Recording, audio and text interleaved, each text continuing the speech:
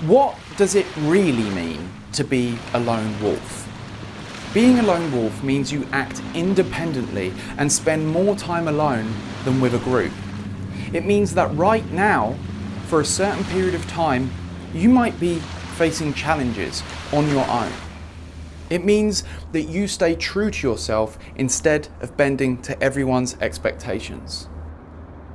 Being a lone wolf means you actually stand up for what you believe in. It means you're not the one to bend to social pressure and go against your values just to be liked. It means you're willing to walk into the unknown. It means you're free-spirited. It means that when you bring inner acceptance to your situation, you feel inner calmness in the solitude. For the lone wolf, having loads of friends and relationships surrounding them can be exhausting. And the lone wolf can often feel confused by many social cliques, like there's something not quite authentic about them. You can smell the dependencies. Perhaps you spend time alone because your social group has suddenly changed or suddenly fractured. And as challenging as that is, a new chapter of your life is opening up. Perhaps you spend time alone because you need that time to learn, practice, and create in an undisturbed, tight bubble of focus. Perhaps you spend time alone because you don't fall into society's idea of who you should be, and you're committed to your own personal growth and development. Because you're not afraid to face truths that the majority of society refuse to even look at. Because you're not willing to kid yourself and walk along with your eyes closed. I've said it before and I'll say it again. Many of our greatest inventors, influencers, and change makers are or were so-called introverted people who needed time alone to go in on their deep work and achieve amazing things. A person who sits alone has the potential to discover themselves on a level way deeper than those surrounded by the noise of other people's opinions.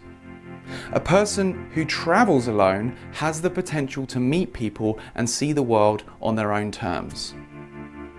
And a person who works alone and really goes in on their craft is often destined for great things. And I know sometimes it's challenging. And I'm not saying let's just never attempt to make any new friends or simply flail around completely socially uncalibrated. Of course, we need to be socially mindful and understand how our actions impact others. It's good to learn how to win friends and influence people. If we're gonna lead, we need to know what people respond to. And if we're going to change hearts and minds, we should find the most positive and effective ways to do so. I'm not saying dub yourself as a lone wolf as an excuse to never learn social dynamics or as an excuse for negativity that drives other people away.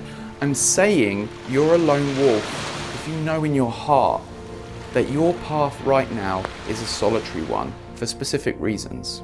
Because lone wolves need to remember this. If you're a true creative, you will have time alone. If you're a true innovator, you will, by definition, be going against the grain, which may cause social unease. And if you're a change maker, by definition, you will upset the status quo. Perhaps at one point you felt like your social group was bigger. But it's completely normal to experience your social circle contracting as you journey through life. Many people going through the same. When we're younger, we're often more worried about fitting in, partying, and looking to others to confirm our value. And as you journey, you might transition through multiple social groups throughout the years, have phases where there's more people around and others where there's less.